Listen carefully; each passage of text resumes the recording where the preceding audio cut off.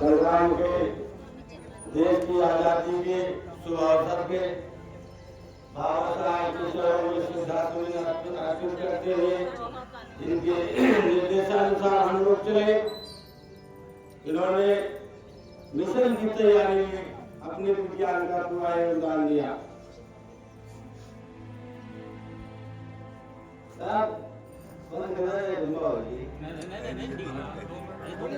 और वीर महापुरुषों को याद करते हुए जिन लोगों ने तमाम ऐसे महापुरुष हैं जिनके दोनों हाथ पैर बांध दिए गए और उनसे कहा गया कहो हिंदुस्तान मुर्दाबाद तो तुम्हारे बच्चों को हम छोड़ देंगे।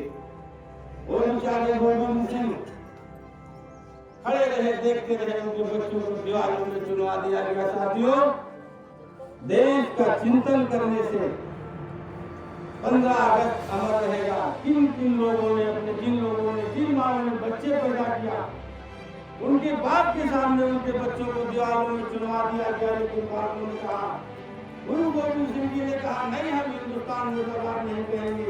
उनके बच्चों को दीवार में चुनवा दिया गया। ये हमारे देश का इतिहास है। इस दुख को प्रकट करते हुए, सोचते हुए 15 अगस्त को मनाते हुए हम लोग बार बार ऐसे दिन को आएगा।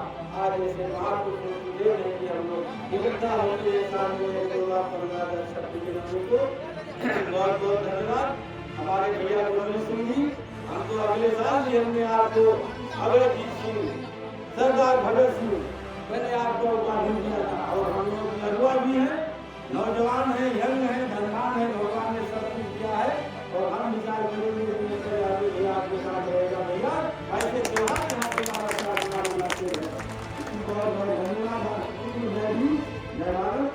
ग्राम सभा के सभी वासी बाबा साहब भीमराव अम्बेडकर साहब के स्थान पर 15 अगस्त के समारोह को मनाते हुए सभी हमारे ग्राम सभा नगरवासी बुजुर्ग नौजवान साथी माताओं बहनों, जिनका मैं हार्दिक स्वागत और अभिनंदन करता हूँ।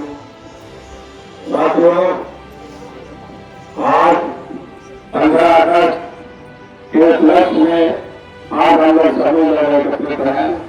हमारे विश्व के छठे विद्वान बाबा भीमराव अम्बेडकर साहब, जिनके स्थान पर सब हम लोग एकत्रित हैं।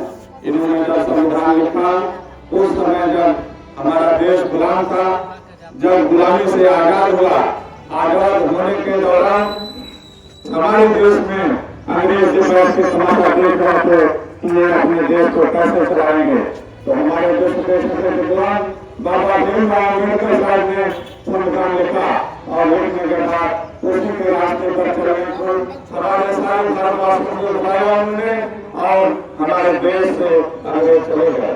जब हमारे देश से अंग्रेज चले गए तो हमारा देश एक स्वतंत्र रूप से बाबा साहब के संविधान के रास्ते पर चलने के लिए सभी लोग तैयार हो गए। बाबा साहब अमर रहे, बाबा साहब अमर रहे। इसी बात पर मैं अपनी बात को ग्रहण करता हूँ और आज हम लोग सभी लोग एकत्रित होकर नगर में अपना तिरंगा यात्रा निकालेंगे। जय हिंद, जय भारत।